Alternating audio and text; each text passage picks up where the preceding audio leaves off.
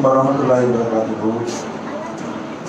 إن الحمد لله نحمده ونستعينه ونستغفره نعوذ بالله من شرور أنفسنا ومن سيئات أعمالنا من يهده الله فلا مضل له ومن يضلل فلا هادي له وأشهد أن لا إله إلا الله وحده لا شريك له وأشهد أن محمدا عبده ورسوله أما بعد.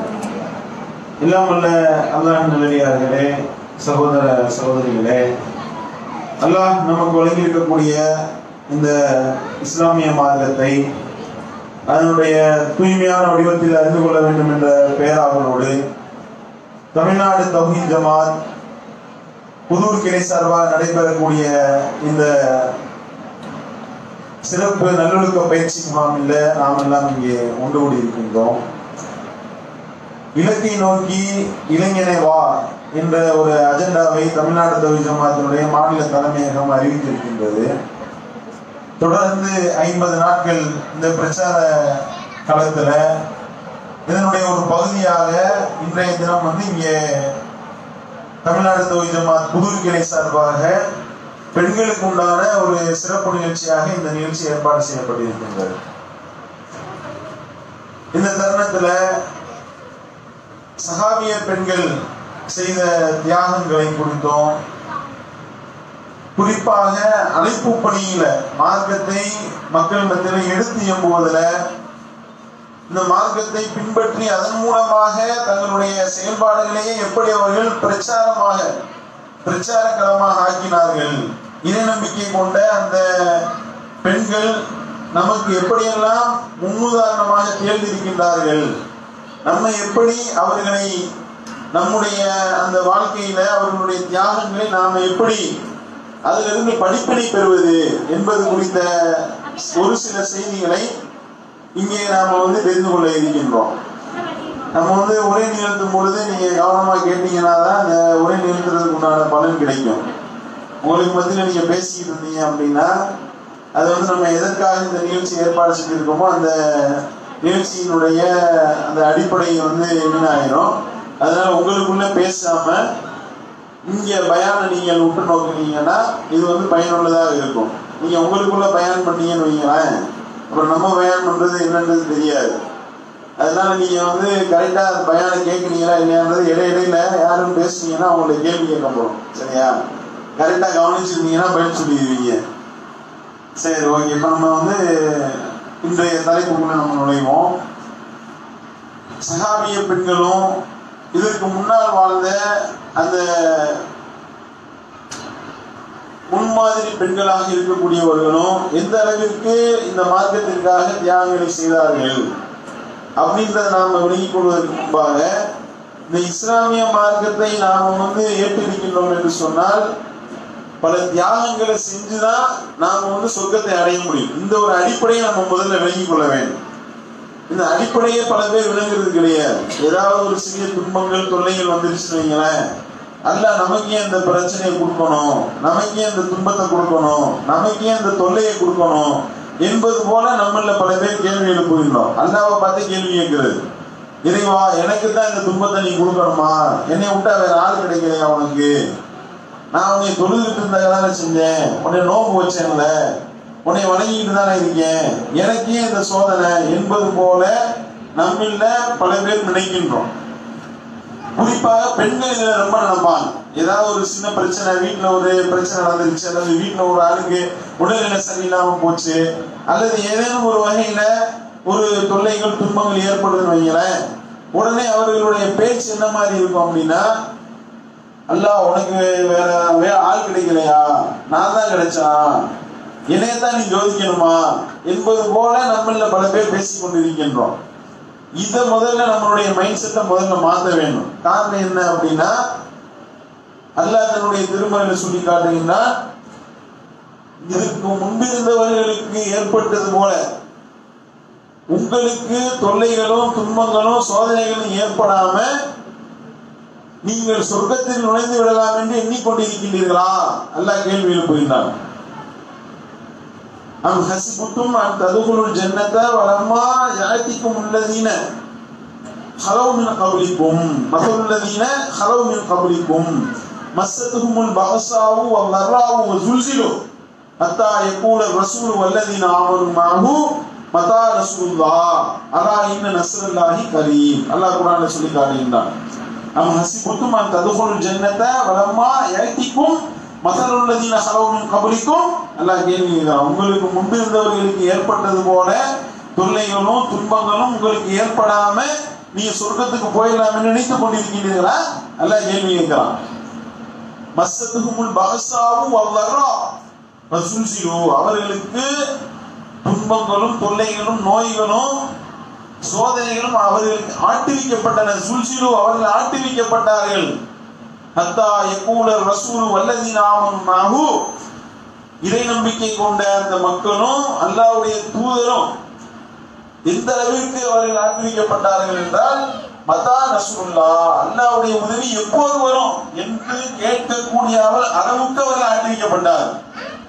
அப்படி அவர்கள் ஆட்டுவிக்கப்பட்ட நிலையில அலா இன்ன நஸ்ருல்லாஹி கரீம் அறிந்து கொள்ளுங்கள் அல்லாஹ்வுடைய உதவி மிக அருகாமையில் இருக்கு நபியே நீங்க சொல்லுங்க அப்படின்ற அல்லாஹ். அப்ப நாமும் அல்லாஹ்வுடைய தூதர்மார்களுக்கு அந்த துன்பங்கள் ஏற்பட்டிருக்கு, தொல்லைகள் ஏற்பட்டிருக்கு. அவ்வளவு துன்பங்களை தொல்லைகள் ஏற்படாம ஈஸியான சொர்க்கத்துக்கு போக முடியாது. நீங்கள் இறை நம்பிக்கை கொண்டு விட்டோம் என்று சொன்னதுனாலேயே உங்களை சொர்க்கத்துக்குள்ள நீங்க போயிடலாம் நினைக்கிறீங்களா? அல்லாஹ் கேள்வி கேட்கலாம்.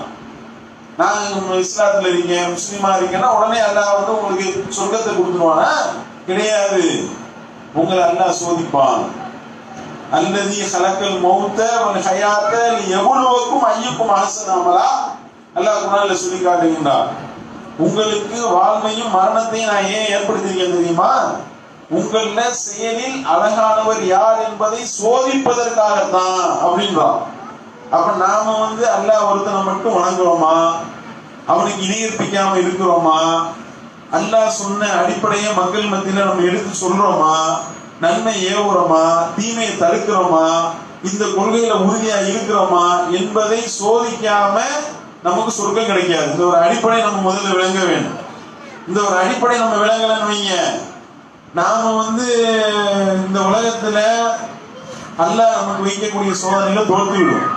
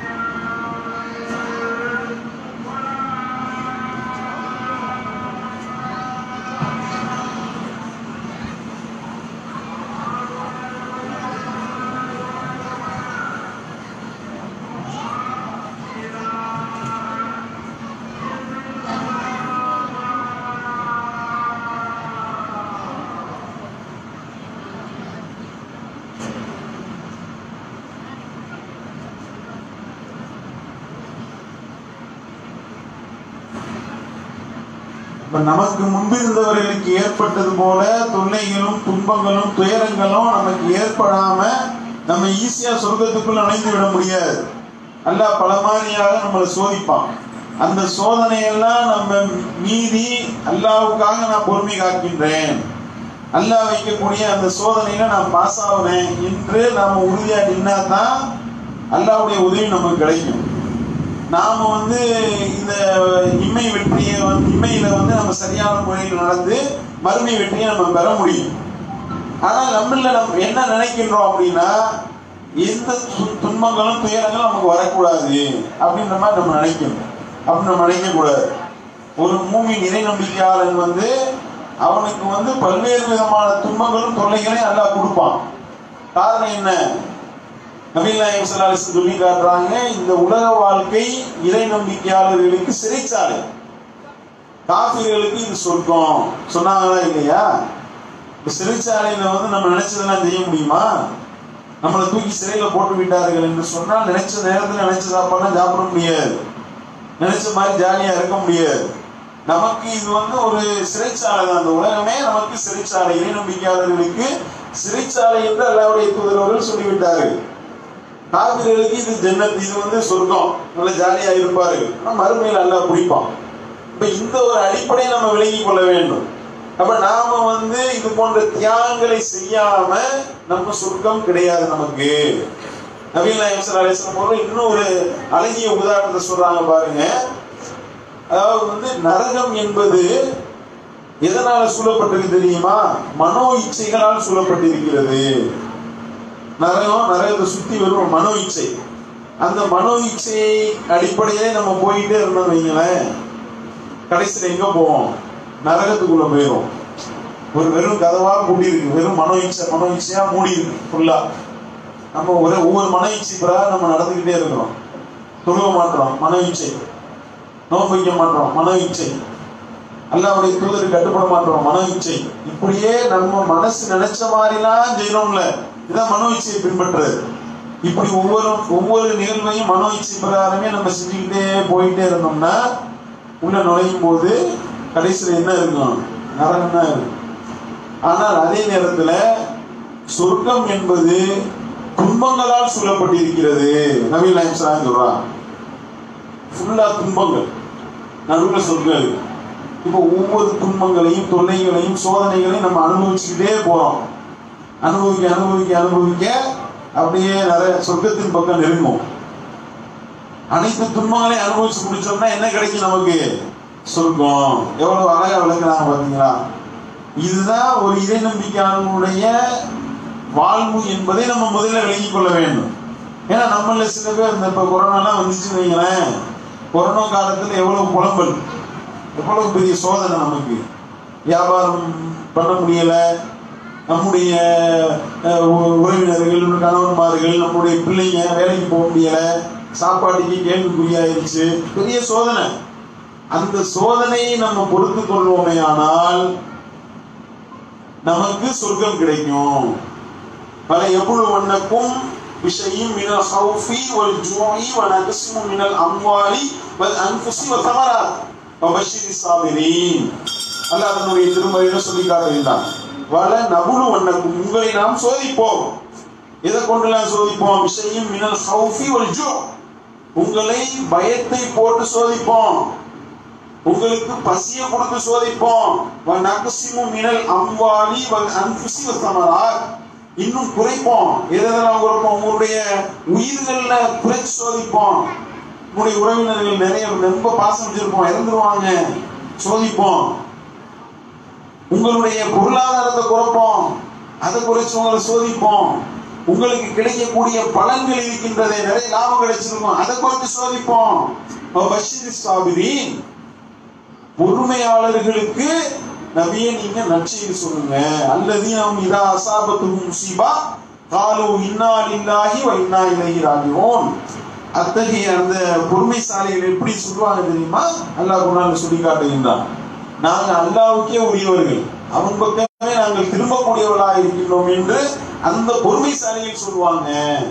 அந்த பொறுமையா இருக்கக்கூடிய அந்த பொறுமையாளர்கள் எப்படி சொல்லுவாங்க? காலு இன்னா லில்லாஹி வ இன்னா இலைஹி ராஜிஊன், நாங்களே அல்லாஹ்வுடையவர்கள், அவன் பக்கமே நாங்கள் திரும்பக்கூடியவர்களாக இருக்கிறோம் என்று சொல்வார்கள். உலாயிக்க அலைஹிம் ஸலவாத்தும் மின் ரப்பிஹிம் வ ரஹ்மா வ உலாயிக்க ஹுமுல் முஹ்ததூன், அல்லாஹ் குர்ஆன்ல சொல்லி காட்டுகின்றான். இத்தகையவர்களுக்கு தான் யார் இது போன்று நம்ம சோதனை செய்யும் பொழுது அவர்களுக்கு பயத்தை போட்டு சோதிச்சோம், அவர்களுக்கு பசியை கொண்டு சோதிச்சோம், உயிர்களை கைப்பற்றி சோதிச்சோம், இன்னும் அவர்களுடைய பலன்களை குறைத்து சோதித்தோம், இன்னும் அவர்களுடைய அந்த பொருளாதாரத்தை குறைத்து சோதித்தோம். இப்படி நாம பல வகையில் அவர்களை சோதித்த பொழுதும் உறுதியா இருந்தாங்க பாருங்க, பொறுமையா இருந்தாங்க பாருங்க. அப்படி பொறுமையாக இருந்த அந்த பொறுமையாளர்கள் தான் அவர்களுக்கு தான் உலாயிக்க அலைஹிம் ஸலவாத்தும் மின் ரப்பிஹிம் வ ரஹ்மா, அல்லாஹ்வுடைய ஸலவாத் அருளும் இன்னும் அல்லாஹ்வுடைய ரஹ்மத்தும் கருணையும் இருக்கிறது. வ உலாயிக்க ஹுமுல் முஹ்ததூன், அவர்கள் தான் நேர்வழி பெற்றவர்கள் அப்படின்னு அல்லாஹ் குர்ஆன்ல சொல்லிக்காங்க. இப்போ முதல்ல நம்ம இந்த தியாகங்களை செஞ்சாதான் சொர்க்கம் போக முடியும்ன்ற அடிப்படையை நம்ம விளங்கணும். இதே நம்மள பல பேர் விளங்குறது கிடையாது. நம்ம ஈஸியா சொர்க்கத்துக்கு போயிடணும்னு நம்ம நினைக்கிறோம். சிரமப்படாம எதுவுமே கிடைக்காது. ஒரு குழந்தையை பெற்றெடுப்பதாக இருந்தாலும் கூட 10 மாசம் அந்த குழந்தையை சுமந்து எவ்வளவு சிரமப்படுறோம், அவ்வளவு சிரமப்பட்டாதான் அந்த குழந்தை நம்ம கையில கிடைக்குது. இன்னமால் உஸ்ரி யுஸ்ரன் இன்னமால் உஸ்ரி யுஸ்ரா, சிரமத்தோடு தான் லேசு. சிரமத்துக்கு பிறகு துன்பத்துக்கு பிறகுதான் இன்பம் கிடைக்கும். சிரமத்துக்கு பின்னாடிதான் லேசு இருக்கின்றது. அல்லாஹ் குர்ஆன்ல சொல்லி காட்டுகின்றான். அப்ப நாம சிரமப்பட வேண்டும் என்பது இறைவன் நம்ம மேல விதியாக்கிட்டான்.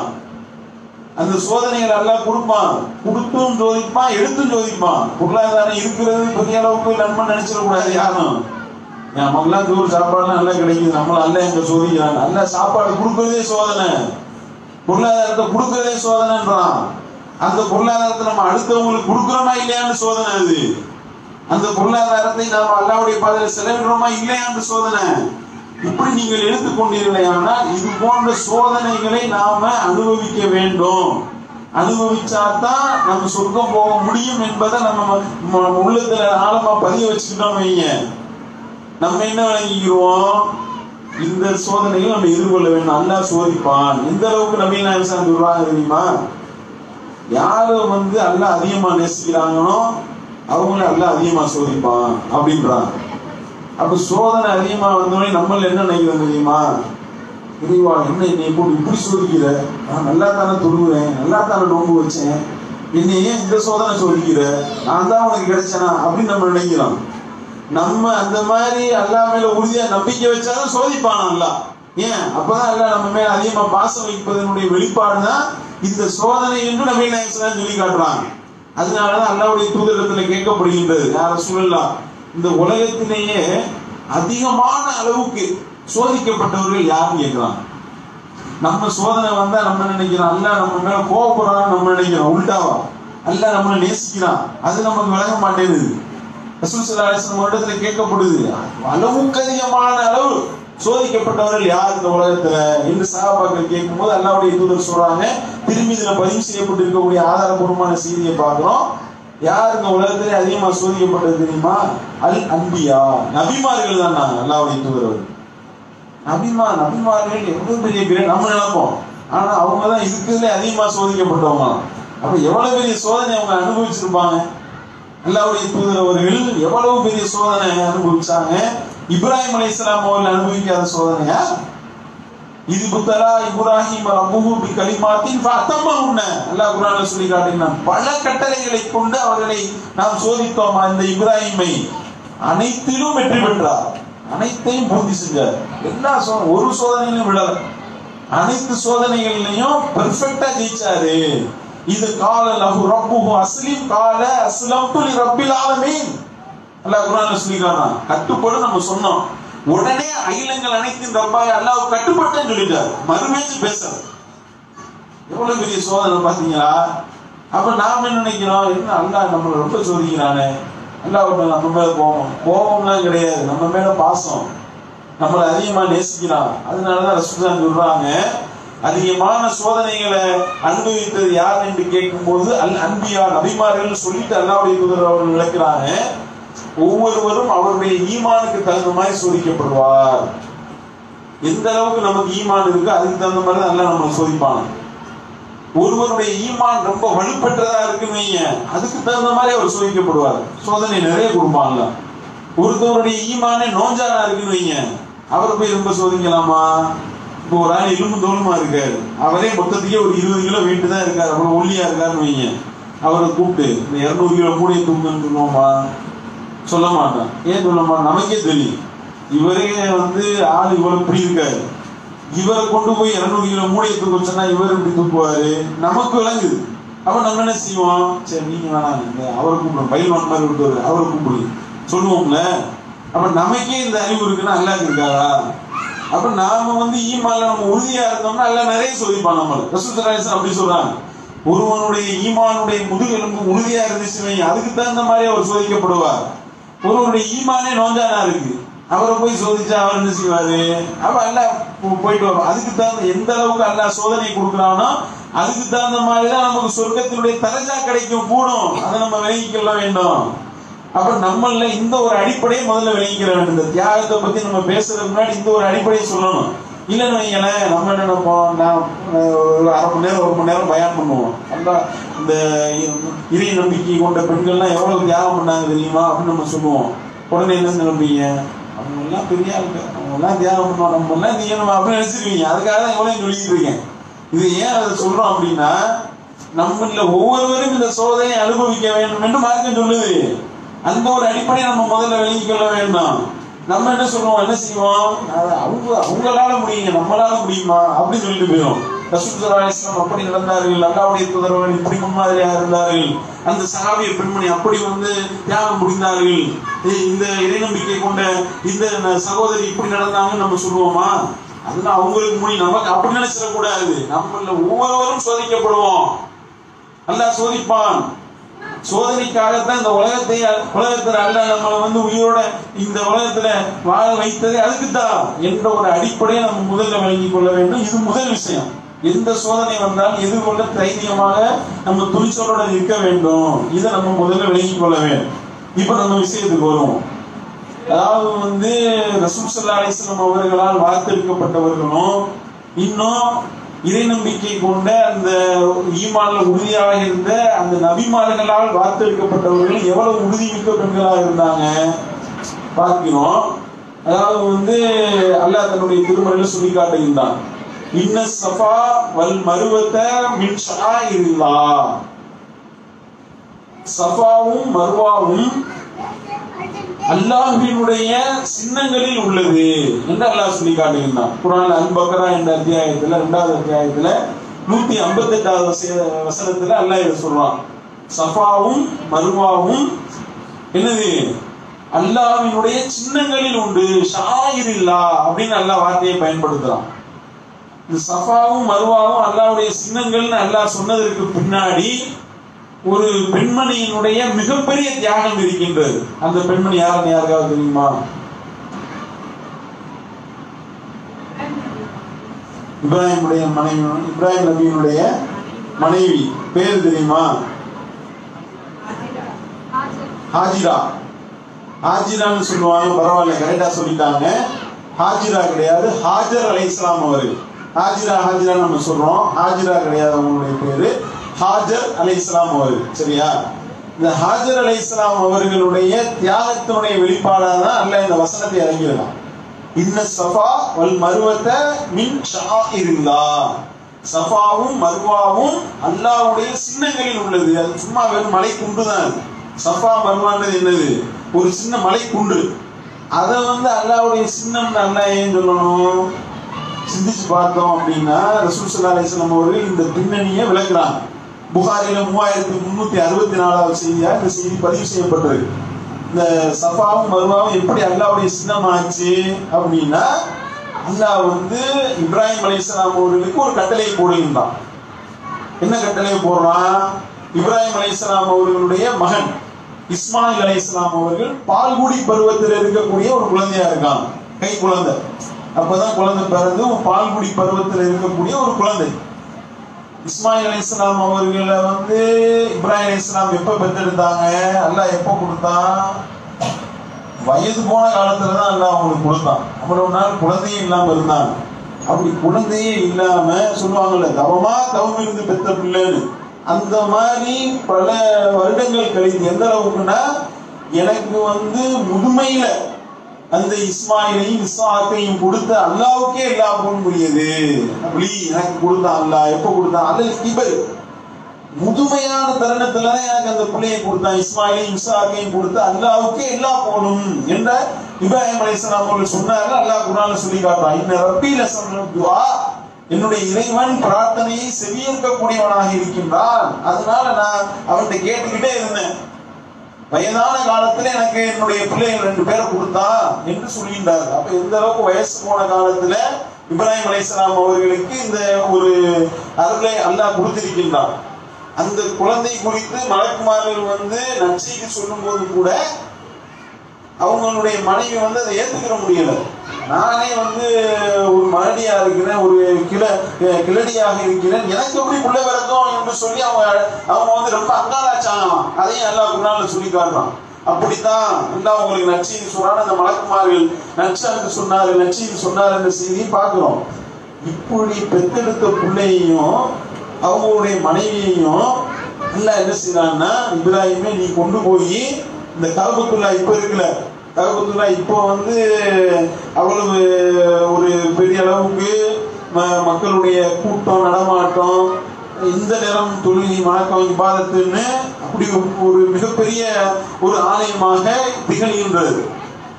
இப்ராஹிம் அலைஹிஸ்ஸலாம் அவர்களுக்கு இந்த கட்டளையை அல்லாஹ் சொல்லக்கூடிய நேரத்துல அப்படிலாம் கிடையாது. அது சிதிலம் அடைஞ்சு ஒரு பள்ளத்தாக்கா தான் இருந்தது. பாலைவனத்துல ஒரு பள்ளத்தாக்கா ஆயிடுச்சு. இடையில உள்ள ஒரு இடத்துல இடையில உள்ள ஒரு கேப்ல அவை என்ன ஆயிடுச்சு, அந்த சிதிலம் அடைஞ்சு போய் கிடக்கு. அந்த பள்ளத்தாக்குல கொண்டு போய் எல்லாம் விட சொல்றோம். இப்ப இருக்கிற மாதிரியான வசதி வாய்ப்புகள்லாம் கிடையாது, நல்லா விளைகிறது.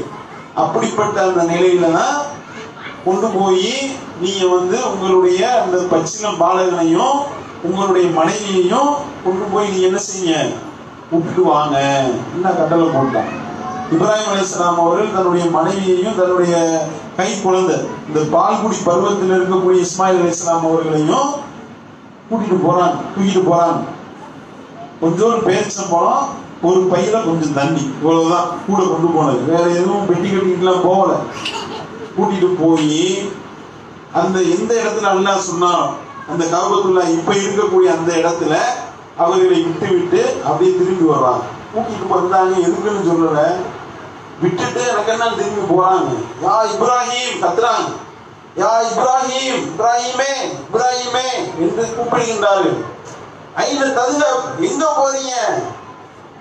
எங்களை இந்த புட்பூண்டு கூட முளைக்காத இந்த பாலைவன பள்ளத்தாக்குல, இந்த பாலைவன பெருவெளியில தண்ணியும் கிடையாது, ஒண்ணும் கிடையாது, ஒரு மனுஷனும் கிடையாது, ஒரு உசுரும் கிடையாது, உயிரினமும் கிடையாது. இப்படிப்பட்ட ஒரு இடத்துல எங்களை விட்டுட்டு போறீங்கன்னா எங்க விட்டுட்டு போறீங்க?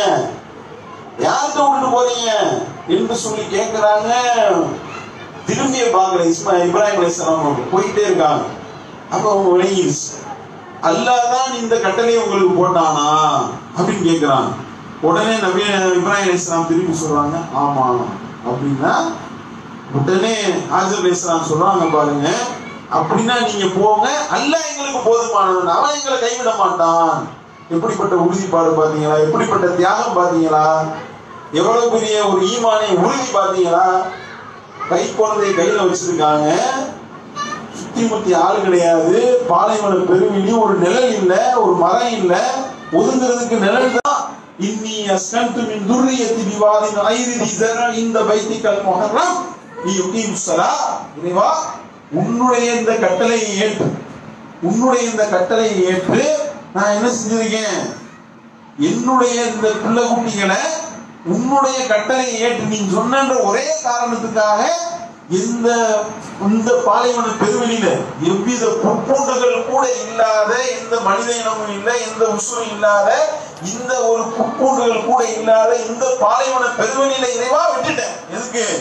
அவர்கள் தொழுகையை நிலைநாட்ட வேண்டும் என்பதற்காக, அவங்க தொழுகையை நிலைநாட்ட வேண்டும் என்பதற்காக நீ இட்ட கட்டளைக்காக நான் இங்க விட்டுட்டேன் இறைவா. இவர்களை நோக்கி உலக மக்களுடைய உள்ளத்தை நீ திருப்பு, இவர்களுக்கு உணவை கொடு, கனிவக்கங்களை கொடு, இவர்களுக்கு நீ அருள்புரி என்று பிரார்த்தனை செஞ்சுட்டு போயிட்டாங்க. கொண்டு போனது எவ்வளவு?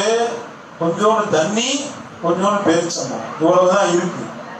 ஒரு தாய்ப்பால் கொடுக்கக்கூடிய ஒரு பெண்ணினுடைய நிலை எப்படி இருக்கும் யோசனை பண்ணி பாருங்க. எத்தனை வருஷம் கழிச்சு இந்த குழந்தையை பெற்றெடுத்திருக்காங்க. அந்த குழந்தைக்கு மேல எவ்வளவு பாசம் இருக்கும், எவ்வளவு நேசம் இருக்கும். நம்ம குழந்தைகளுக்கு ஒரு சின்ன பிளேடு கீரல் கையில போட்டா கூட நம்மளால தாங்க முடியல, பிடிக்கிறோம் அப்படியே. பிள்ளைக்கு கையில கீறிடுச்சு, என்னன்னு பாருங்க, கீழே விழுந்துட்டான், தலையில அடிபட்டுச்சு, நல்லா வீங்கிருச்சு, எவ்வளவு துடிக்கிறோம். இங்க அந்த பாலைவன பெருவெளியில விட்டுட்டு போறாங்க. அல்லாஹ்வுடைய திருப்பொருத்தத்தை நாடி அதை அவர்களுடைய மனைவியும் ஏற்றுக்கொண்டார்கள். ஆனா இங்க நம்மளுடைய நிலைமை என்ன? நம்முடைய கணவன்மார்கள் ஏதாவது தாவா பண்ணிக்க போறேன்றாங்களா? உங்களுக்கு வேற வேலையே கிடையாதா? இதுதான் உங்களுக்கு வேலையா? குழப்பத்திற்கு பார்க்க மாட்டீங்களா? எப்ப பார்த்தாலும் ஜமாத்து ஜமாத்து ஜமாத்துன்னு போனீங்க. தவி ஜமாத்து வேலை, பெருமுனை கூட்டம், மெகாபூர் பிரச்சாரம், இப்படி தர்பியா, ஆர்ப்பாட்டம், போராட்டம், பொதுக்கூட்டம் போயிட்டீங்கன்னா எங்களுக்கு சோறு கொடுக்கறது யாரு அப்படின்னு நம்ம பஞ்சாயத்தை கிளம்புறோம். ஆனா ஆஜரேசன் என்ன செஞ்சாங்க? எவ்வளவு உறுதியா இருந்தாங்க பாத்தீங்களா? அவங்களுடைய இறைவனுடைய கட்டளையை நிறைவேற்றக்கூடிய அந்த பணிக்கு இவர்கள் தங்களை அர்ப்பணிக்கின்றார்கள். அவ்வளவு உறுதியா நிக்கிறாங்க. அவங்க அப்பனா இறைவன் தான் கட்டளை தானே, நீங்க போங்க, அல்ல எங்களை பார்த்துக்கிடுவான், அவன் எங்களுக்கு போதுமானவன், அவன் எங்களுக்கு பொறுப்பேற்றுக் கொள்வான். உறுதியை வெளிப்படுத்தினாங்களா இல்லையா? அப்படி உறுதியை வெளிப்படுத்தி அவங்க இது போன்ற ஒரு ஈமானிய உறுதியை காட்டுறாங்கன்னா நம்ம எந்த அளவுக்கு இருக்கிறோம் கொஞ்சம் யோசனை பண்ணி பாருங்க. சுய பரிசோதனை செய்யணுமா இல்லையா? நம்ம என்ன தியாகம் பண்ணோம் இந்த இஸ்லாத்தை நிலைநிறுத்துவதற்கு, இந்த மார்க்கத்துக்காக நாம என்ன தியாகம் பண்ணி இருக்கின்றோம் கொஞ்சம் யோசனை பண்ணுங்க. நம்மள ஒவ்வொருவரும் 25, 30 வயசு, 35 வயசு, 40 வயசு, 50, 60 வயசு வரை இருக்கிறோம். இத்தனை ஆண்டு காலத்துல இஸ்லாத்துக்காக நம்ம செஞ்ச தியாகம் என்ன? என்ன தியாகம் பண்ணோம்? இஸ்லாத்திற்காக என்ன தியாகம் பண்ணோம் அப்படின்னு யோசனை பண்ணி பார்த்தோம்னா 30 வருஷம் 40 வருஷம் என்ன பண்ண நமக்கே தெரிய மாட்டேங்குது. இதுதான் நம்மளுடைய நிலைமை. ஆனா ஹாஜர் அலைஹிஸ்ஸலாம் அவர் என்ன செஞ்சாங்க? அப்படி நீ அருள்புரி, நம்ம பிரார்த்தனை செய்யணும்னு அல்லாஹ்வுடைய தூதர் நம்ம கத்து தர்றாங்க. இப்ப இப்ராஹிம் நபியினுடைய குடும்பத்துக்கு நீ அருள் புரிந்தது போல முகமது நபியினுடைய குடும்பத்துக்கு நீ அருள் புரிந்தா, அப்போ இப்ராஹிம் அலைஹிஸ்ஸலாம் அவர்களுடைய குடும்பத்துக்கு அல்லாஹ் எவ்வளவு அருள் புரிந்திருப்பான். எவ்வளவு அருள் புரிந்ததாக இருந்தால், இவ்வளவு அருளை அவர்களுக்கு வழங்குவதாக இருந்தால் அவர்கள் எந்த அளவுக்கு ஈமானிய உறுதியோடு இருந்திருக்க வேண்டும், எந்த அளவிற்கு அவர்கள் தியாகங்களை புரிந்திருக்க வேண்டும், தியாகத்தோடு நடந்திருக்க வேண்டும். சிந்திச்சு பார்க்கணுமா இல்லையா? அப்ப நம்ம என்ன தியாகம் பண்ணோம்? இஸ்லாத்தை நிலைநிறுத்த, இஸ்லாத்தை நமக்கு தியாகம் ரொம்ப கம்மி தான். விரல் விட்டு எண்ணக்கூடிய அளவிற்கு 1-2 பேர் வந்திருக்கலாம். இஸ்லாத்தலி சகோதரிகள் இருப்பாங்க, அவங்க உறுதியா இருப்பாங்க, பிரச்சனை வந்திருக்கும் குடும்பத்துல. அல்லது சில பேர் ஏகத்துவத்தை ஏற்றுக்கொண்டதுனால பஞ்சாயத்து, வீட்டுல பிரச்சனை, அவங்க இந்த ஏகத்துவ கொள்கையை ஏற்றுக்கொண்டதுனால பல்வேறு விதமான பஞ்சாயத்துல கலப்பிருப்பாங்க. அப்படி தியாகங்களை செஞ்சிருப்பாங்க. அப்படி 1-2 பேர் விரல் விட்டு எண்ணக்கூடிய அளவுக்கு இருக்கலாம். ஆனா நம்மள பெருவாரியாருடைய நிலைமை என்ன சிந்திக்கணுமா இல்லையா? இப்ப நம்ம என்ன தியாகம் பண்ணோம்? இப்ப ஹாஜர் அலைஹிஸ்ஸலாம் அவர்கள் அந்த இடத்துல அந்த தண்ணியும் குடிச்சிட்டு பேரிச்சம்பழத்தையும் சாப்பிட்டு எத்தனை நாள் ஓடும்? தாய்ப்பால் மற்றி விட்டது, குழந்தைக்கு உண்ண உணவு இல்ல, குழந்தைக்கு சாப்பாடு இல்ல, குடிக்க தண்ணி கிடையாது. என்ன செய்யும் அந்த குழந்தை? அந்த சுடுமணம் இல்ல. கொஞ்சம் யோசனை பண்ணி பாருங்க.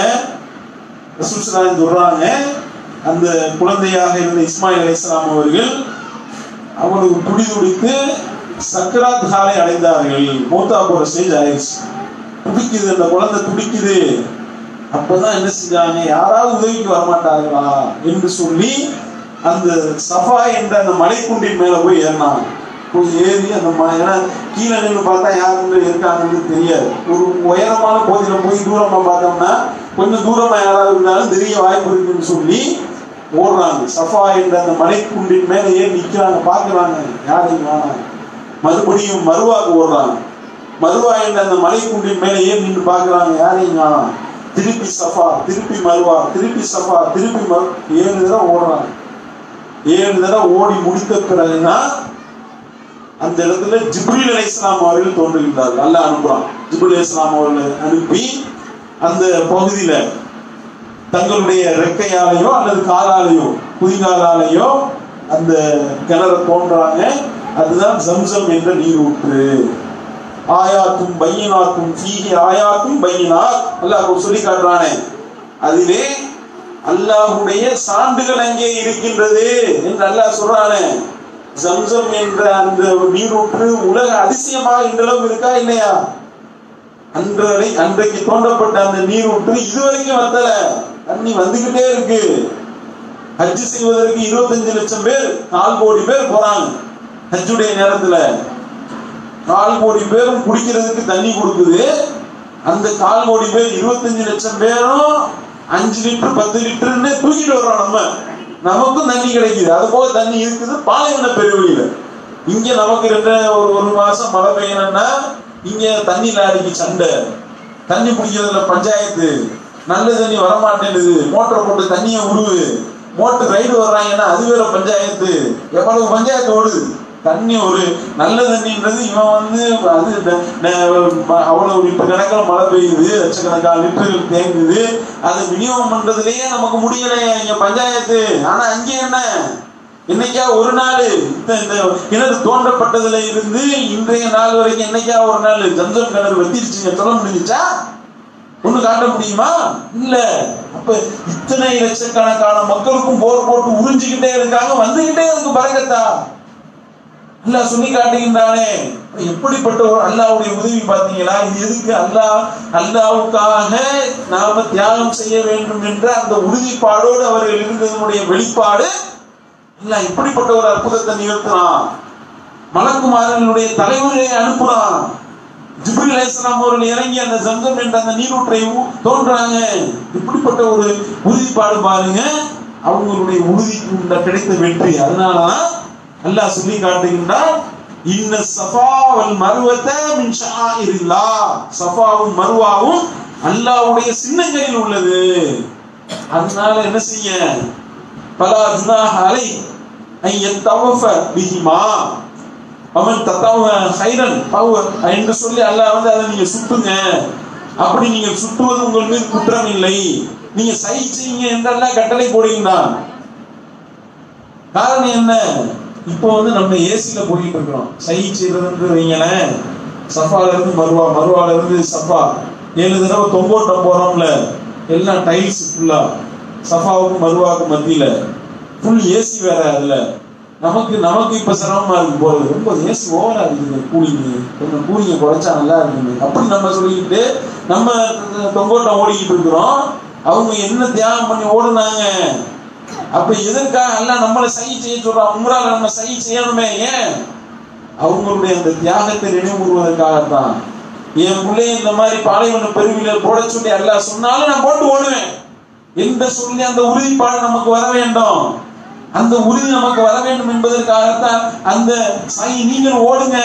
இன்ன ஸஃபா வல் மர்வத மின் ஷஆயிரில்லாஹ் அமன் தத்தவ ஹைரன். அதை நீங்கள் சுற்றுவது உங்கள் மீது யார் அதிகமான முறையில் நன்மைகளை செய்கின்றார்களோ அது அவர்களுக்கு சிறந்தது. இன்னல்லாஹ் ஷாக்கிருன் அலீம். அல்லாஹ் நன்றி செலுத்தக்கூடியவர்களை அல்லாஹ் என்ன செய்யறான்? அவங்களுடைய நன்றியை ஏற்றுக்கொள்கின்றான் என்று அல்லாஹ் சொல்கின்றானே. காரணம் என்ன? இப்ப விளங்குதா? அந்த சஃபாவும் மருவாவும் ஏன் அல்லாஹ்வுடைய சின்னமாச்சு விளங்குதா? இந்த பெண்மணியுடைய தியாகம் தான், அந்த குடும்பத்துடைய தியாகம். அந்த குழந்தைய பச்சிலம் குழந்தைய போட்டுட்டு போனாங்களே, விட்டுட்டு போனாங்களே, அந்த தியாகத்தினுடைய வெளிப்பாடு.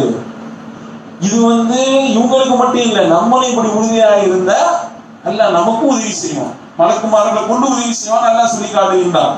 குர்ஆன்ல அப்படியே தெளிவா அல்லாஹ் சொல்றான், இன்னல்லதீன காலு ரப்புனல்லாஹு சும்மஸ்தகாமு ததனஸ்ஸலு அலைஹிமுல் மலாயிகா அல்லா தகாஃபு வலா தஹ்ஸனு வஅப்ஷிரு பில் ஜன்னத்தில்லதி குன்தும் துஅதூன்.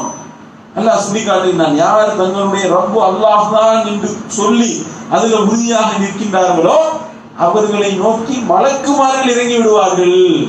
அந்த மலக்குமார்கள் அவர்களை நோக்கி இறங்கி சொல்லுவாங்களா, அல்லா தகாஃபு வலா தஹ்ஸனு வஅப்ஷிரு பில் ஜன்னத்தில்லதி குன்தும் துஅதூன். பயப்படாதீங்க, கவலைப்படாதீங்க. நீங்க உங்களுடைய இறைவனிடத்துல என்னத்தை எதிர்பார்க்கின்றீர்களோ அந்த சொர்க்கத்தை கொண்டு நீங்கள் நன்மராயம் பெற்றுக் கொள்ளுங்கள். யார் சொல்லுவா? மலக்குமார்கள் நம்மளை நோக்கி சொல்லுவாங்க. எப்படி பாத்தீங்களா? அப்ப இந்த அடிப்படையில தானே ஹாஜர் அலைஹிஸ்ஸலாம் அவர்கள் அவர் உறுதியா இருந்ததுனால அல்லாஹ் மலக்கை இறக்கிட்டானா இல்லையா? அல்லாஹ் மலக்கை இறக்கி அவர்கள் மூலமா உதவி செஞ்சாரா இல்லையா? பத்ர் போன்ற அல்லாஹ்வுடைய தூதரவர்கள் உறுதியா நின்றதுனால வானவர்கள் ஆயிரக்கணக்கான வானவர்கள் அல்லாஹ் வானத்திலிருந்து இறக்கலையா? அல்லாஹ் உதவி செஞ்சாரா இல்லையா? அப்ப எத்தனையான உதவிகள் இப்படி கிடைக்குது. காரணம் என்ன? உறுதியா நின்னோம்னா கிடைக்கும், தியாகம் புரிஞ்சோம்னா கிடைக்கும், அல்லாஹ்வுக்காக அர்ப்பணிச்சோம்னா அல்லாஹ் நமக்கு உதவி செய்வான். ஆனா நம்ம அர்ப்பணிக்க தயார் இல்லை. அதான் பிரச்சனை. நாம என்ன செஞ்சோம்? இந்த மாதிரியான தியாகங்கள்ல இப்படி சொல்றதுன்னா அவ்வளவு தியாகங்கள் இருக்கின்றது. சஹாபிய பெண்மைகள் செஞ்ச தியாகம்லாம் கொஞ்சம் நெஞ்சம் கிடையாது. அப்படிப்பட்ட தியாகங்கள். ஆயிஷா ரலியல்லாஹு அவர்கள்லாம் சிறு வயதிலேயே மக்கால இருந்து மதீனாவுக்கு ஹிஜ்ரத் பண்ணி வந்துட்டாங்க. ஒரு ஊர்ல இருந்து இன்னொரு ஊருக்கு போனா அந்த பாலைவன பெருவெளியில மதீனால கடுமையான வெப்பம், பாலைவனமே வெப்பம் தான்.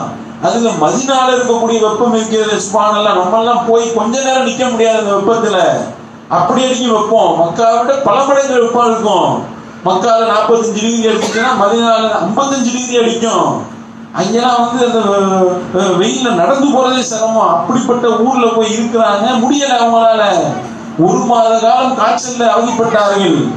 ஆயிஷா ரலியல்லாஹு சொல்றாங்க, எனக்கு ஏற்பட்ட இந்த காய்ச்சலின் காரணமாக என்னுடைய தலைமுடியெல்லாம் உதிர்ந்து போய் மொட்டையாயிட்டாங்க.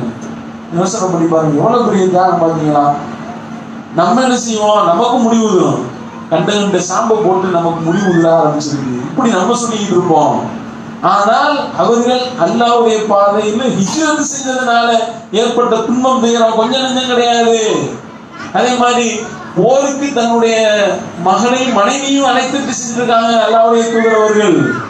அல்லாஹ்வுடைய தூதரவர்களுக்கு உஹது போர்ல வாய் வெட்டப்பட்டதே, அந்த வெட்டப்பட்ட இடத்துல காயத்துக்கு மருந்து போட்டது யாரு?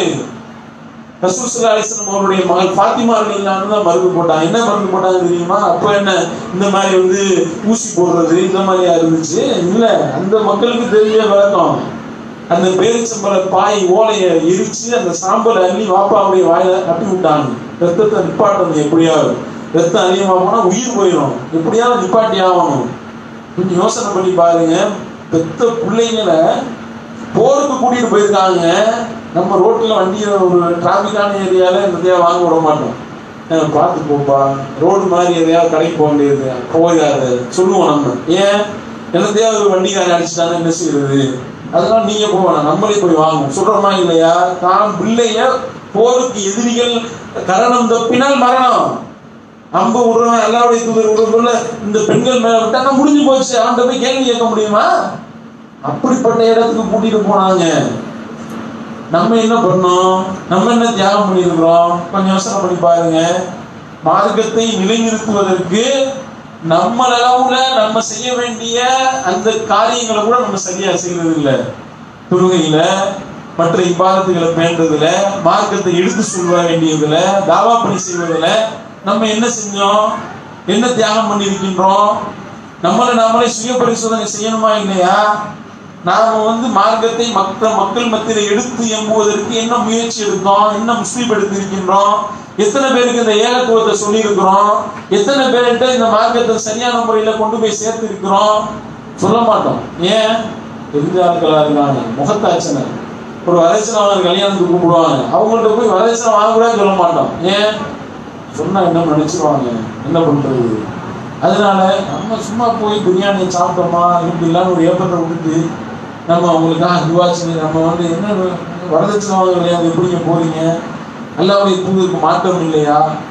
அல்லாஹ் அதை கண்டிக்கலையா? வரதட்சணை நீங்க அல்லாஹ்வுடைய பாதையில நீங்க திருமணம் முடிக்கும் பொழுது உங்களுடைய அந்த மணப்பெண்களுக்கு மனக்கொடைகளை நீங்கள் மனம் கொடுங்க நல்லா சொல்றான். பாட்டு நிசா சதுக்காத்துகின்ற நிகழான்றாங்களா? ஆனா பெண் வீட்டுல இருந்து சுரண்டி திங்கிறானே, வரதட்சணை என்ற பேர்ல வாங்குகின்றார்களே, வீடு வாங்குறான், கார் வாங்குறான், பைக் வாங்குறான், அவன் போட்டிருக்கக்கூடிய அந்த திருமண உடை முதற்கொண்டு பெண் வீட்டு சார்பாக வாங்கப்படுகின்றது. போட்டிருக்கக்கூடிய உள்ளாடை முதற்கொண்டு பெண் வீட்டு காசு. அப்படிப்பட்ட ஒரு அநியாயம் நடக்கக்கூடிய ஒரு இடத்துல உங்களுக்கு என்ன வேலை என்று கேட்டால், அந்த பிரியாணியை கூட நம்மளால தியாகம் பண்ண முடியும். நம்மளெல்லாம் கொண்டு போய் பாலைவன சுடுமணல்ல போட்டா என்ன ஆகும்? இஸ்லாத்துக்கு எனக்கு சம்பந்தமே கிடையாது, அப்படிதான் நம்ம சொல்லிட்டு ஓடி வந்துடும். இருக்கா இல்லையா? அல்லாஹ்வுடைய பாதையில் அர்ப்பணிக்க வாங்குங்க. இந்த ஒரு நிகழ்ச்சி இருக்கு, நம்ம வீடு வீடா போய் தாவா பண்ணுவோம். எங்களுக்கு வேலை இருக்கு, நாங்கள் ரொம்ப பிஸி. என்ன வேலை? ஒரு வரட்சணம், ஒரு கல்யாணம் இருக்கு, போய் அட்டன் பண்ண வேண்டியது, இங்கே வந்தோம்னா பிரியாணி போயிடும். இந்த மாதிரி நம்ம முடிவு எடுத்தோம்னா அப்ப நம்ம ஹாஜர் அலைஹிஸ்ஸலாம் அவர்களுடைய தியாகத்தை என்னத்தை கேட்டு நம்ம என்ன செஞ்சோம்? அப்ப அல்லாஹ்வுடைய பாதையில ஹிஜ்ரத் பண்ணினார்களே, இந்த கொஞ்சம் நெஞ்ச தியாகமாக உம்மு ஹபீபா ரலியல்லாஹு அன்ஹுடைய தியாகத்தை எடுத்தோம்னு வைங்க, படிச்சா கண்கள்ல ரத்த கண்ணீர் வடிக்கணும். அப்படிப்பட்ட தியாகம். உம்மு ஹபீபா ரலியல்லாஹு அன்ஹு அவர்கள் அவங்க இஸ்லாத்தை தழுவிட்டாங்க. அவங்களுடைய வாப்பா அபூ சுஃபியான் இஸ்லாத்தினுடைய பரம விரோதி. இஸ்லாத்தை அழிக்கிறதுல அவ்வளவு வெறித்தனமா இருந்தவர் யாரு? அபூ சுஃபியான். அவங்களுடைய மகள் உம்மு ஹபீபா இஸ்லாத்தை தழுவிட்டான். எப்படின்னு பாரு, அல்ல அவங்களுக்கு ஹிதாயத்தை கொடுத்துட்டான். ஹிதாயத்தை கொடுத்தா தொல்லைகள் தாங்க முடியல. அவருடைய கணவர் அப்துல்லா இப்னு ஜாஸ் என்று சொல்லப்படக்கூடிய ஒரு நபித்தோழர், அவரும் இவங்க என்ன செய்யறாங்க, ஊரை விட்டு ஹிஜ்ரத் பண்ணிடுவோம், இவங்களுடைய தொல்லை தாங்க முடியல, நம்ம என்ன செய்வோம், அபிசினியாவுக்கு அல்லாஹ்வுடைய தூதர் போக சொல்லிட்டாங்க, அபிசினியாவுக்கு போயிருங்க. அபிசினியாவுக்கு போயிடும் முடிவு எடுத்துட்டாங்க. அபிசினியாவுக்கு அவங்க பயணிக்கிறாங்க. கர்ப்பமுற்ற நிலையில பார்த்துக்கணும், கர்ப்பமுற்ற நிலையில தங்களுடைய வயிற்றுல கருவை சுமந்தவர்களாக பல்லாயிரக்கணக்கான ஆயிரக்கணக்கான கிலோமீட்டர் மக்கால இருந்து அபிசினியாவுக்கு பிரயாணம் பண்ணி போறாங்கன்னா சாதாரண விஷயமாங்க. எவ்வளவு பெரிய தியாகம் இது! கொஞ்சம் நெஞ்ச தியாகமா? இப்படிப்பட்ட தியாகம் பண்ணி தன்னுடைய தாயை வெறுத்து, தந்தையை வெறுத்து, தன்னுடைய ஊரை வெறுத்து, எதுவும் வேணாம், எனக்கு கொள்கை தான் முக்கியம் போனாங்களா இல்லையா? நம்ம என்ன பண்ணணும்? நம்ம குழுதாவா இருக்கு, ஒரு மணி நேரம் வாங்க, எங்களுக்கு ரொம்ப பிஸியா இருக்கிறோம், இதெல்லாம் நமக்கு சரிப்பட்டு வராது, நம்மெல்லாம் போய் இதெல்லாம் சொல்ல முடியுமா? நம்மெல்லாம் என்ன நினைப்பாங்க? இப்படிலாம் வெளியே போனா நம்மளை பத்தி 4 பேர் என்ன பேசுவாங்க?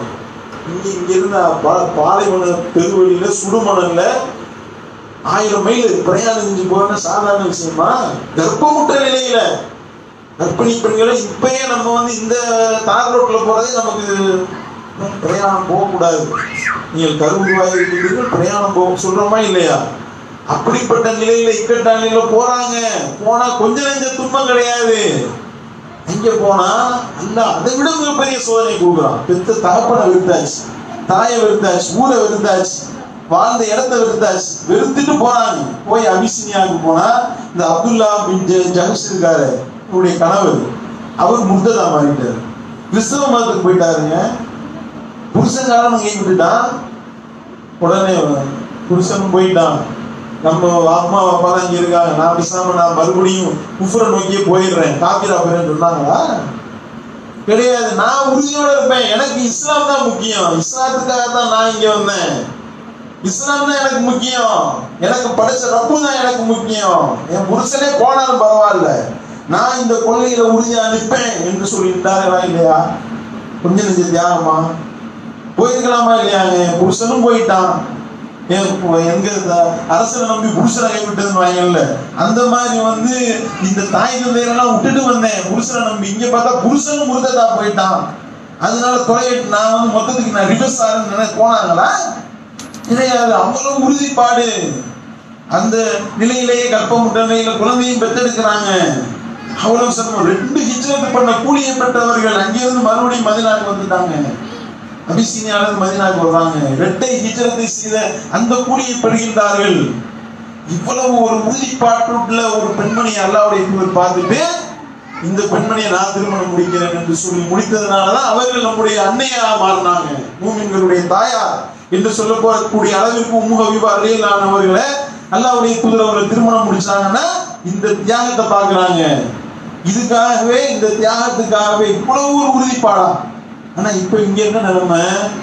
என்ன, இஸ்லாத்தை விட்டுட்டு எவனையோ லவ் பண்றேன்னு சொல்லி இஸ்லாத்தை விட்டு முருதத்தா ஓடக்கூடிய ஓடுகாலிகள் எத்தனை பேரை பார்க்கிறோம்? எனக்கு தாய் முக்கியம் இல்ல, தகப்பன் முக்கியம் இல்ல, எனக்கு மார்க்கம் முக்கியம் கிடையாது, எனக்கு அவன் தான் முக்கியம் ஓடக்கூடிய ஓடுகாலிகள் எத்தனை பார்க்கிறோமா இல்லையா? எனக்கு மார்க்கம் முக்கியம் இல்லை என்று சொல்லி ஓடுகின்றார்கள். இழுத்துட்டு ஓடுறான், தாலியை கட்டுறான், இஸ்லாத்தை விட்டு வெளியேறாங்க. 3 மாசத்துல வயிற்றுல குழந்தைய கொடுத்துட்டு அவன் ஓடிடுறான். கடைசியில மிருகதி எட்ட நிலையில எத்தனை பஞ்சாயத்துல பேசிக் கொண்டிருக்கிறோம்.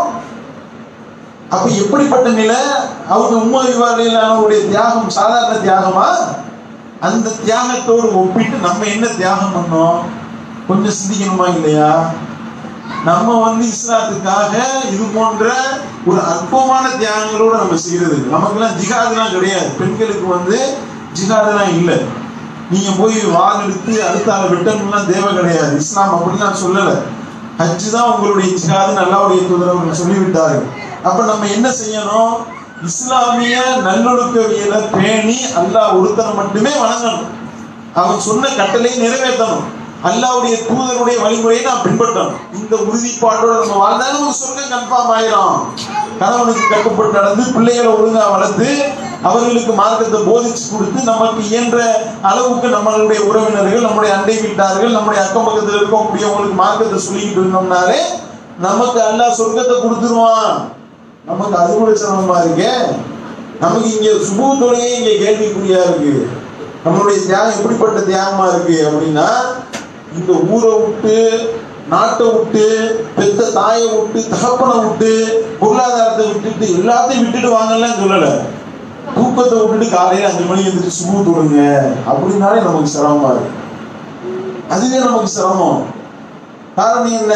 நமக்கு இந்த தூக்கத்தை தியாகம் பண்ண முடியல அப்படின்னா அப்ப நம்ம என்ன தியாகம் பண்ணுவோம்? அப்ப நம்முடைய பிள்ளைங்களை ஒழுங்கா சுபு தொழுக வைக்கிறோமா? நம்ம ஒழுங்கா சுபு தொழுகிறோமா? நம்ம 5 வேளை தொழுகை ஒழுங்கா பேணுறோமா? ஏதாவது ஒரு சின்ன குழந்தை இருக்குமா? அந்த குழந்தைய ஒரு காரணம் சொல்லிக்கிட்டு குழந்தை வந்து யூரின் போயிடும், அதனால நாங்கள் தொழுவதில்லை. அப்படி ஒரு 2 வருஷத்துக்கு ஓடும். அப்புறம் அந்த குழந்தை கொஞ்சம் பெரிய ஆளா இருக்கிறான், துருதுருன்னு இருக்கிறான், அதனால தொழ முடியவில்லை. அப்படி ஒரு 2 வருஷத்துக்கு ஓடும். அப்புறம் அவன் ஸ்கூலுக்கு அனுப்பணும், அவனை கவனிக்கணும், அதனால தொழ முடியும். இப்படி ஏதாவது ஒரு காரணத்தை சொல்லி சொல்லி சொல்லி ஒரு 4 வருஷத்தை ஓட்டுறது. அப்புறம் இன்னொரு ஒரு குழந்தை உருவாயிடுது. அப்புறம் ஒரு 5 வருஷம் ஓடும்.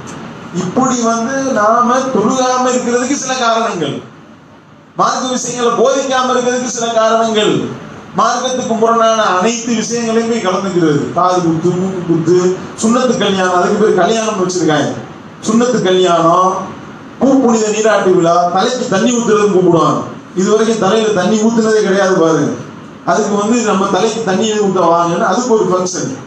அதே மாதிரி வளகாப்பு, காது குத்து, எல்லா விதமான பலா முசீபத்துகளையும் போய் கலந்துக்கிறது. என்ன? உறவுக்காரர்களா இருக்காங்க, உறவை பேண வேண்டும். இப்ப மட்டும்தான் உறவை பேணுறதுலாம் வரும். அவங்க வந்து விருந்து கூப்பிட்டாங்கல்ல, பூப்புனித நீராடுலாம் ஜோதி, இதுக்கு இஸ்லாத்துக்கு என்ன சம்பந்தம்? காது குத்துறதுக்கு இஸ்லாத்துக்கு என்ன சம்பந்தம்? இஸ்லாத்துல காது குத்துறதே கூடாது. நீங்க எங்க இதை செய்வீங்கன்னா அது வந்து விருந்தை புறக்கணிக்க கூடாது. இப்பதான் அந்த விருந்து புறக்கணிக்கிறதுலாம் இப்பதான் வரும். அதுக்கு முன்னாடி மார்க்கத்தை அடிப்படையில எவ்வளவு விஷயங்களை தொழுவுங்க, நோம்பு வைங்க, இபாதத்தை மற்ற இபாதத்தை செய்யுங்க, தான தர்மங்களை கொடுங்க. அதுதான் உங்களுக்கு ஞாபகத்துக்கே வராது. அப்பெல்லாம் அல்லாவுடைய தூதரை ஞாபகத்துக்கு வர மாட்டாங்க. பிரியாணி திங்க போக மட்டும்தான் எல்லா அரிசி ஞாபகம். இது விருந்தை பேண வேண்டும், உறவினர்களை புறக்கணிக்க கூடாது, எல்லாம் மார்க்கத்துக்கு முரணான வேலையை செய்யறதுக்கு ஆதான். பாத்தீங்களா இல்லையா? அப்ப நாம வந்து ஒரு பிரியாணியை தியாகம் பண்ண முடியல, ஒரு உறவுக்காரர்களிடத்துல சத்தியத்தை சொல்ல நமக்கு முடியலன்னா அப்ப நம்ம என்ன அடிப்படையில வாழ்ந்து கொண்டு இருக்கின்றோம்? அப்ப நம்மளுடைய வாழ்க்கையினுடைய தாற்பயத்தை நம்ம உணர்ந்தோமா? நம்முடைய இலக்கு தான் என்ன? நம்ம இலக்கினுடைய லட்சியத்தை நம்ம எப்ப அடைகிறது? இப்படியே நம்ம வாழ்ந்து இப்படியே மூத்தா போயிட்டோம்னா எல்லாம் நமக்கு சொர்க்கத்தை கொடுத்துருவானா? அப்ப நாம வந்து இந்த சத்தியத்தை மக்கள் மத்தியில எடுத்து சொல்லக்கூடிய அந்த பணியை நம்ம செய்யணுமா இல்லையா? அதுக்காக தானே இந்த மார்க்கத்தை நிலைநாட்டுறதுக்காக தானே இவ்வளவு தியாகங்களை பண்ணாங்க. கொஞ்சம் நெஞ்ச தியாகமா? அவங்க பண்ண தியாகங்கள் எல்லாம் அல்லாஹ்வுடைய தூதர் அவர்களும் அவங்களுடைய மனைவிமார்களும் அவங்களுடைய பிள்ளைகளும் இன்ன பிற சஹாபிய பெண்மணிகளும் அல்லாஹ்வுடைய தூதருடைய அந்த ட்ரைனிங் அடிப்படையில, அவங்க கொடுத்த அந்த பயிற்சியின் அடிப்படையில அவங்க மார்க்கத்துக்காக தங்களை அர்ப்பணித்தார்களே. எதுக்காக? சொர்க்கத்தை பெற வேண்டும் என்பதற்காகத்தானே. அப்ப நாம சொர்க்கத்தை பெறுவதற்காக நாம என்ன தியாகம் பண்ணோம்? நம்ம என்ன தியாகம் பண்ணோம்? ஒரு தியாகம் நம்ம பண்ணல. அப்ப நம்ம சிந்திக்க வேண்டும். அப்ப மார்க்கத்தை மக்கள் மத்தியில் எடுத்து சொல்லக்கூடியவர்களுக்கு சப்போர்ட் பண்ணணும். இது முதல் விஷயம். நம்மளுடைய கணவன்மார்கள் இருப்பாங்க, நம்முடைய பிள்ளைங்க இருப்பாங்க, அவங்களெல்லாம் மார்க்க விஷயங்கள்ல ஈடுபடுத்துறதுக்கு தூண்டணும். நம்ம துருவணும், அவங்களையும் துறை சொல்லி ஏவணும். அவங்கள மார்க்க விஷயங்கள்ல ஒரு பயான் நடக்குது, போப்பா போய் கலந்துக்கப்பா. இஸ்லாமிய பிரச்சாரம் நடக்குது, போப்பா. ஒரு மிலாதும் பிரச்சாரம் நடக்குது, போப்பா. ஒரு தர்பியா நடக்குது, போப்பா போய் கலந்துக்கப்பா. நம்ம தான் தூண்டணும். நம்மளே என்ன செய்யறோம்? நம்ம அதெல்லாம் செய்யறது கிடையாது. நம்மளுடைய இலக்கு எல்லாம் இந்த உலக ஆதாயம், உலக விஷயம். நம்மள பெரும்பாலான மக்கள் அப்படித்தான் இருக்கின்றோம். நமக்கு வந்து பெருசு என்ன இருக்கு? இந்திய தொலைக்காட்சியில் முதல் முறையான ஒரு படம் போடுறான், ஒரு தர்பியா. ஒரு படமா தர்பியாவா? ஒரு கேள்வி. சரி, கர்ப்பியா அடிக்கடி நடக்கிறது தான். இப்போதான் சேர்ந்து அவங்கத்துல போறோம். அது பயான் எப்பயாவது அது வாரம் கேட்கலாம் தானே. போனா என்ன, நம்ம வந்து செல்போன் கூட பார்த்துக்கலாம் அப்படின்னு சேர்த்து அவங்கத்துல போறோம், வரமாட்டோம். இருக்கா மார்க்க விஷயங்களை வந்து நம்ம அப்ப கற்றுக்கொள்ளக்கூடிய ஆர்வம் எந்த அளவுக்கு இருந்துச்சு அல்லாஹ்வுடைய தூதருடைய அந்த காலத்துல சஹாபிய பெண்மணிகளுக்கு? ஒரே ஆம்பளைகளுக்கா பிரச்சாரம் பண்ணிட்டு இருக்கீங்க, பெண்கள் எங்களுக்கு எப்படி நீங்க மார்க்கத்தை சொல்லுவீங்க? அவங்க அடிக்கடி உங்களிடத்துல வந்து கேள்விகளை கேட்கிறாங்க, விளக்கத்தை விளங்கிக்கிறாங்க. யாரும் சொல்லலாம் எங்களுக்குன்னு ஒரு நாள் ஒதுக்குங்க என்று சொல்லி கேட்டார்கள். அல்லாஹ்வுடைய தூதர் அவர்கள் பெண்களுக்கு பிரச்சாரம் செய்வதற்காகவே பிரத்யேகமாக ஒரு நாளை ஒதுக்கினார்கள். ஹதீஸ்ல பார்க்கிறோம். அப்ப மார்க்கத்தை அறிந்து கொள்வதில் என்ன ஆர்வப்பட்டோம்? குர்ஆன் எடுத்து வாசிக்கிறோமா? எவ்வளவு பேர் குர்ஆன் எடுத்து வாசிச்சோம்? மார்க்கத்தை எத்தனை பேர் நம்ம விளங்கிக்கிட்டோம்? குர்ஆனுடைய விஷயங்களை அறிந்து கொள்வதில் எத்தனை பேர் வந்து முஸ்லிம் எடுத்தோம்? இது நாம தெரிஞ்ச இந்த விஷயங்களை மற்ற மக்கள் மத்தியில் எடுத்து சொல்வதற்கு எவ்வளவு பேர் ஆர்வப்பட்டோம்? கொஞ்சம் யோசனை பண்ணி பாருங்க. என்ன நம்ம இந்த மார்க்கத்தை விளங்கிக் கொள்வதற்கு என்ன நாம வந்து தியாகங்களை பண்ண என்ன முயற்சி எடுத்தோம்? எத்தனை மணிக்கு எந்த சீரியல் ஓடுது கரெக்டா அம்புட்டு சீரியல் தெரியுது. எந்தெந்த சீரியல்ல எவன் எத்தனை பேரை கொட்டி கொலை பண்ணா, எத்தனை பேரை விஷம் வச்சு சாவடிச்சான், அம்புட்டும் கரெக்டா தெரியுது. எதுக்கு எந்த படத்துல எவன் வந்து ஹீரோ ஹீரோயின் அம்புட்டு மனப்பாடம் பண்ணிருக்கோம். குர்ஆன்ல 50வது அத்தியாயம் என்னங்க? 50வது அத்தியாயம் 50 அத்தியாயமா இருக்கு குர்ஆன்ல என்று கேட்கக்கூடிய அளவுக்கு நிலைமை. எத்தனை சூறா மனப்பாடம் பண்ணோம்? கிடையாது. நம்ம அளவுல இஸ்லாத்தை நம்ம ஃபாலோ பண்ணல, அடுத்தவர்களுக்கும் எடுத்து சொல்லல. அப்ப தீமையை நாம கண்டிக்காம தட்டி கேட்காம இருந்தோம் நீங்க, அது ஒரு தீமை அல்ல. அப்படி சொல்லி காட்டுகின்றான். தீமையை கண்ணு முன்னாடி நடக்க பார்த்து அதை தட்டி கேட்காம இருந்தோம்னா அவன் ஒரு தீமை செய்யறான்னு அர்த்தம். இஸ்லாம் அப்படி நமக்கு சொல்லி காட்டுது. அப்ப தீமையை தடுக்காமல் இருப்பதும் தீமை என்று சொல்லக்கூடிய அளவுக்கு இஸ்லாம் சொல்லுதுன்னா, ரசூல் ஸல்லல்லாஹு அலைஹி சொல்லி காட்டுறாங்க. ஒரு கப்பல்ல 2 சாரார் போறாங்க. ஒரு சாரார் மேல் மட்டத்துல இருக்காங்க, இன்னொரு சாரார் கீழ் மட்டத்துல இருக்காங்க. கீழ்தளத்தில் இருக்கக்கூடியவர்களுக்கு முன்னால அந்த தண்ணீரை வந்து மேலதான் ஒவ்வொரு தடவையும் போய் வாங்க வேண்டியது இருக்கின்றது. அப்ப அவர்கள் சொல்றாங்க, கீழ்தளத்தில் உள்ளவங்க ஒவ்வொரு தடவையும் மேல போயிட்டு இருக்க தேவையில்லை, நம்மளே கடல்ல தான் போறோம், கப்பல்ல போயிட்டு இருக்கிறோம், கடல்ல போயிட்டு இருக்கிறோம். இங்க ஒரு பெரிய ஓட்டையை போட்டா தண்ணி பீச்சிக்கிட்டு வரப்போகுது, தண்ணியை குடிச்சுட்டு ஜாலியா இருந்துடலாமே, எதுக்கு ஒவ்வொரு தடவை மேல போக? இப்ப ஓட்டையை போட்டா என்ன, ஒரே அடியா மேல போயிட வேண்டியது. அதனால ரசூல் சொல்றாங்க, இந்த தருணத்துல மேல் மட்டத்துல இருக்காங்களே, மேல் தளத்துல அவர்கள் இவங்க ஓட்ட போடுறத பார்த்துக்கிட்டு சும்மா இருந்தா என்ன ஆகும்? முதல்ல கீழே ஒண்ணு ஜாவும், அடுத்து மேல ஒண்ணு. ஒரு 2 பேர் ஜாவுறதுக்கு ஒரு 10 நிமிஷம் தான் டிஃபரெண்ட் நடக்க போகுது. தீமையை செஞ்சு கொண்டு இருக்கக்கூடியவர்களை தடுக்காமல் விட்டால் அந்த தீமையுடைய பாதிப்பு உங்களுக்கு தான் வந்தடையும். அப்ப இது இப்ப இந்த புது பகுதியில இருக்கிறோம். இங்க எத்தனை வீடுகள் இருக்கு? இஸ்லாமிய வீடுகள், முஸ்லிம் அல்லாத வீடுகள், அதுக்கடுத்து முஸ்லிம் வீடுகள் எவ்வளவு வீடு இருக்கு? இவர்கள்ல எத்தனை பேருக்கு நம்ம இஸ்லாத்தை சொல்லியிருக்கோம், தௌஹீதை சொல்லியிருக்கோம்? கொஞ்சம் யோசனை பண்ணி பாருங்க. சொன்னோமா? சொல்ல வேண்டிய பொறுப்பு நமக்கு தானே இருக்கின்றது. நம்ம என்ன செஞ்சோம்? சொல்வதற்கு என்ன செஞ்சோம்? என்ன முஸ்லிம் எடுத்தோம்? அதுக்காக நம்ம எடுத்த முயற்சி தான் என்ன? அப்ப நாம இது போன்ற விஷயங்கள்ல நம்ம வந்து முயற்சி எடுக்கும் பொழுது என்ன ஆகும் அப்படின்னா, நீங்க போய் 4 பேர்ட்ட பிரச்சாரம் பண்ண ஆரம்பிப்பீங்க, உங்களை அவர்கள் வாட்ச் பண்ணுவாங்க. அப்படி நீங்க பிரச்சாரம் பண்ண நிலையில இப்ப போய் வரதட்சணை அவங்க கல்யாணத்துக்கு போனீங்கன்னா அவங்க 4 பேர் நின்று கேள்வி வைப்பாங்க. என்னப்பா தொண்ணூறு சொன்ன, நோம்புக்கு சொன்னேன், அல்லாஹ் சொன்னதான் ஃபாலோ பண்ணு சொன்னேன், என்ன வரதட்சணை அவங்க கல்யாணத்து பக்கம் தலை காட்டுற மாதிரி இருக்கு. அப்போ ஓட்டம் எடுப்போம், அதுக்கப்புறம் வரமாட்டோம். இதுதான் இந்த பிரச்சாரத்தினால நமக்கு கிடைக்கக்கூடிய நன்மை. நாம அடுத்தவர்களை இது போன்ற நற்பணிகளுக்கு அழைக்கும் பொழுது நம்மள உள்ள குற்றம் குறைகள் தன்னால் நம்ம வந்து சரி செய்வோம். நாமளே சரி செய்வதற்கு உண்டான ஒரு பாதுகாப்பு கேடயம் தான் இந்த தாவா. அப்ப அந்த அடிப்படையில் நம்ம தாவாவை முன்னெடுத்து செல்ல வேண்டும். ரசூல் ஸல்லல்லாஹு அலைஹி வஸல்லம் அப்படிதான் நமக்கு சொல்லி தந்தாங்க. அப்ப நாம வந்து இந்த அடிப்படையில மார்க்கத்தை மக்கள் மத்தியில் பிரச்சாரம் பண்ணோமா, நம்மளை நாமளே சரி செய்து கொள்ளவும் வாய்ப்பு இருக்கு. அப்ப இந்த மாதிரி இவ்வளவோ தியாகங்கள் சொல்ல வேண்டிய செய்திகள் நிறைய இருக்கின்றது, டைம் முடிய போகுது. அப்ப நாம செஞ்ச இந்த தியாகங்களை நம்ம வந்து சுய பரிசோதனை செஞ்சு பார்க்கணும். என்னதான் நம்ம தியாகம் பண்ணியிருக்கோம், இவ்வளவு நாட்கள்ல நம்ம பண்ண தியாகம் என்ன என்று சொல்லி நாம ஆய்வு செஞ்சு பார்த்தோம்னா நம்முடைய நிலைமை என்னன்றது தெரியும். அப்ப நம்முடைய அந்த தியாகத்தை நாம வந்து சரியான முறையில செய்வதாக இருந்தால் அது முன்மாதிரி அல்லாஹ்வுடைய தூதர்களுடைய தியாகங்கள் நமக்கு கண் முன்னாடி இருக்கு. நம்ம சரியான முறையில அவைகளை ஃபாலோ பண்ணி அல்லாஹ்வுடைய தூதரை பின்பற்றி நாம தியாகம் பண்ணோம்னா சொர்க்கத்தை நம்ம பெற்றுலாம். இல்ல அப்படின்னா நம்ம தீமையை நான் தடுக்க மாட்டேன் அப்படின்ற நிலையில நம்ம இருந்தோம்னா அல்லாஹ் பாதுகாக்க வேண்டும். நம்ம வந்து நஷ்டவாளிகளா ஆகிவிடும். அல்லாஹ் நம்மளை பாதுகாக்கணும். அல்லாஹ் தன்னுடைய திருமறையில அப்படிதான் சொல்லி காட்டுறான். அஸ்ர் இன்னல் இன்சான லஃபீ குஸ்ர் இல்லல்லதீன ஆமனு வஅமிலுஸ் ஸாலிஹாத்தி வதவாஸவு பில் ஹக்கி வதவாஸவு பிஸ் ஸப்ர். அஸ்ர் காலத்தின் மீது சத்தியமாக இன்னல் இன்சான லஃபீ குஸ்ர் மனிதர்கள் எல்லோரும் நஷ்டவாளிகளாக தான் இருக்கின்றார்கள். இவர்களை தவிர யாரை தவிர இல்லல்லதீன ஆமனு வஅமிலுஸ் ஸாலிஹாத்தி வதவாஸவு பில் ஹக்கி வதவாஸவு பிஸ் ஸப்ர். 4 தன்மைகள். யார் அல்லாஹ்வை இறை நம்பிக்கை கொண்டு சாலிகான நல்லறங்களை செஞ்சு பொறுமையை கொண்டும் சத்தியத்தை கொண்டும் ஒருவருக்கொருவர் போதித்துக் கொண்டார்களோ அவர்களை தவிர நம்ம எடுத்து சொல்லணும். எடுத்து சொல்ல வேண்டிய பொறுப்பும் கடமையும் நமக்கு இருக்கின்றது. அந்த அடிப்படையில நாம வந்து பெரிய அளவுக்கு தியாகம் பண்ண வாங்க போருக்கு வாங்க அப்படிலாம் நம்ம கூப்பிடல. சரியா? வாங்க உங்களுடைய குழந்தைய கொண்டு போய் சுடுமணல்ல போட்டு வந்துருங்க அப்படி நம்ம கூப்பிடல. அந்த மாதிரியான தியாகங்கள்லாம் அதெல்லாம் அது பெரிய அளவுக்கு உண்டான தியாகங்கள்.